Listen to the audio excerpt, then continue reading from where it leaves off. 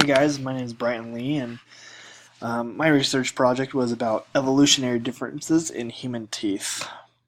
A little background information, or really an introduction, is about teeth. Is first of all, I'm going into dentistry, so teeth do fascinate me. Another thing is like teeth, like we as humans hold a very high standard for our teeth. We don't like them to hurt. We like them to look white. We like them to look straight too.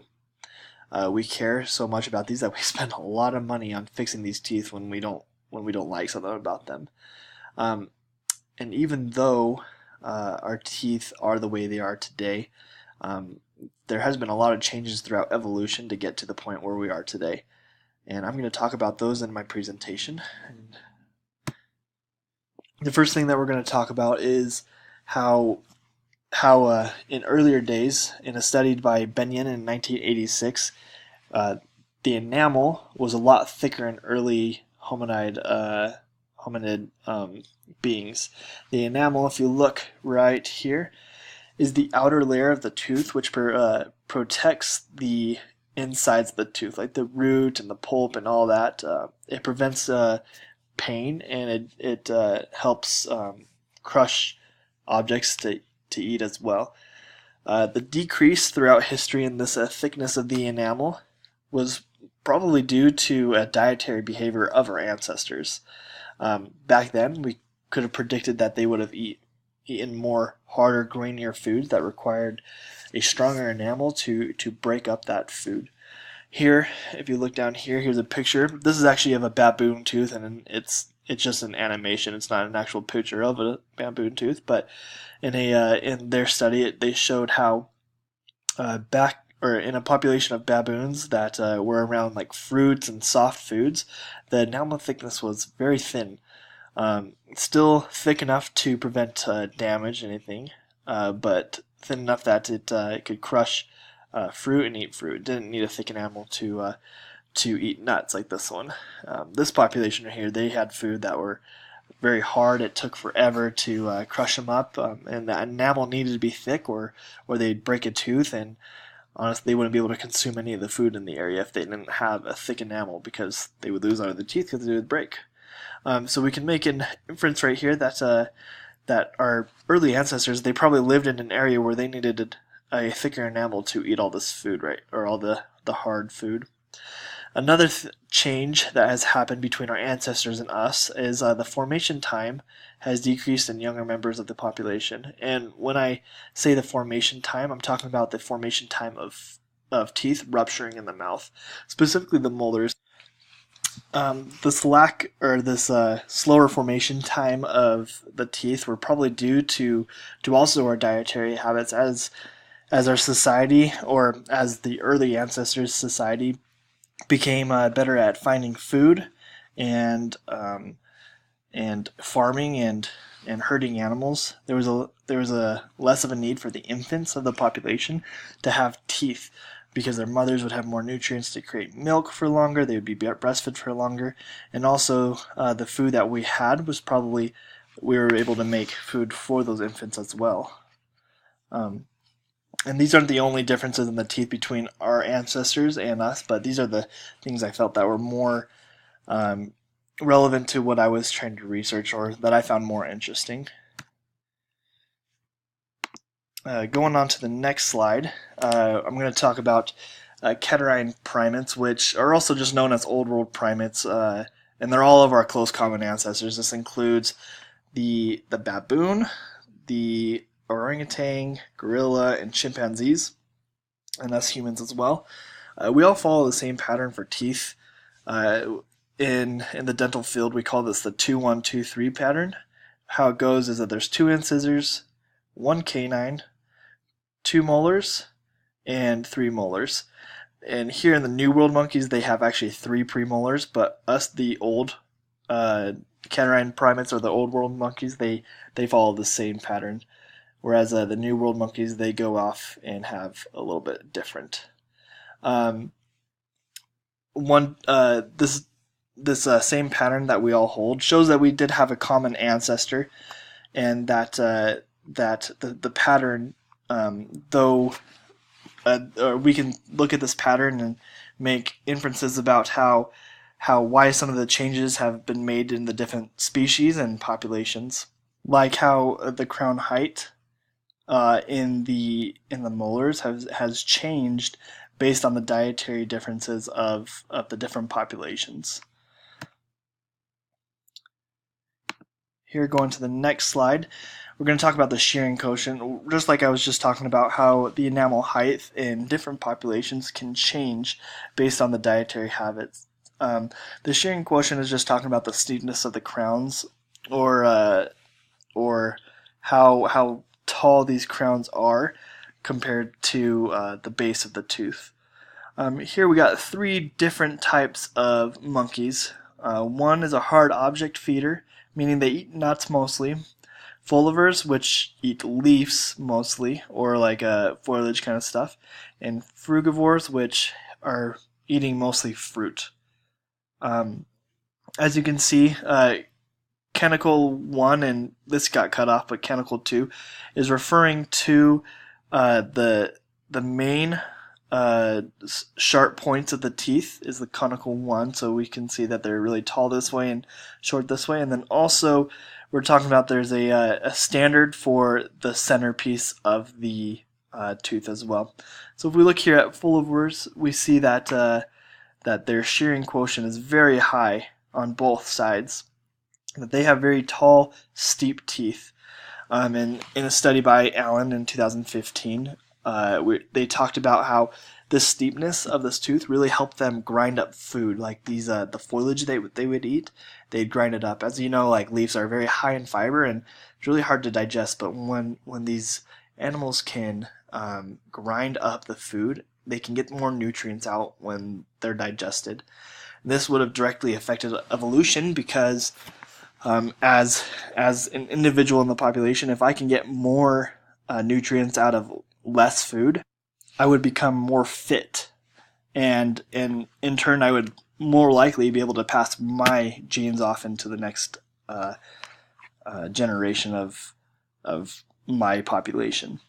And so as we see, we have a really high shearing quotient over here. Here in the frugivores, we had a medium range that they still needed to grind up their food, but not as much.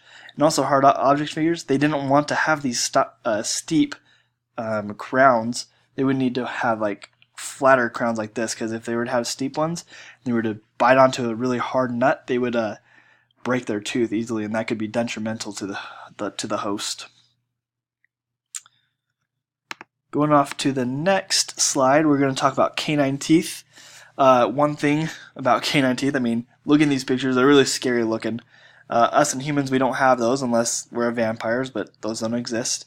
In a study by Swindler in 2002, he believed that the canine teeth shrunk due to the fact that us humans used our hands. We made tools. We didn't need to use our teeth as weapons of war like our early ancestors. We only needed teeth for eating. We didn't need them for fighting. But as you can see in primates, they do use them out for fighting off predators and also fighting each other for mates. Showing teeth is very aggressive behavior in primates. When they show teeth to each other, they're communicating like, hey, don't mess with me, I got some pretty big teeth here. And the bigger teeth they have, the less likely they were going to fight, because they would scare off their competition before the fight even began. Going on to the next slide, we're going to talk about how, whoops, my bad. The third molars is another big evolution that we're going through right now. The third molar is also known as the wisdom tooth. It erupts between 17 and 25 years old. And as most of you that are listening to this screencast, as you know, like you probably already had your wisdom teeth out, or you're going to need them, get them out soon. This delayed onset of this tooth is best explained in an article by Zal in 2010. They talked about how this tooth was, for our ancestors, was probably a good replacement tooth. By that age and time, without oral hygiene and just using their teeth day to day, they probably needed another molar to come in later so that they can continue to eat, because without teeth they wouldn't be able to eat, and that could be detrimental to to their life. They can lose their life without teeth. So you might ask, like, did I really need to have my wisdom teeth removed, or do I need to have my wisdom tooth removed? It really depends on who you are and how your teeth are coming in. Most of the time, this molar right here is going to come in sideways underneath the other teeth, and it's going to push them out of the way. It could really hurt your mouth. It could cause a lot of pain and also damage your teeth. If you look at this mandible size in our early ancestors and going on to here, you see how there's a huge decrease. Well, with this decrease, there's less room for this third molar to come in, and as that third molar does come in, it doesn't have room to. So the evolution about this, like, someday we might lose this tooth completely. We might not even need them, but that's going to take thousands of years. So you can see in our early ancestors here too, they had wider set jaw lines too, so that they could fit that tooth in.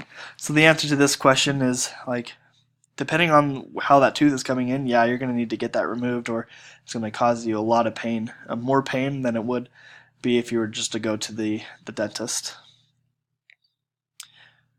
Going on to the next slide, we're going to talk about, I wanted to talk about how there's evolution happening, or evolution could happen through modern day dentistry today. Starting about 100 years ago, we had the introduction of laughing gas into dental clinics. It became a painless process to get your teeth cleaned, fixed, whatever you needed to do.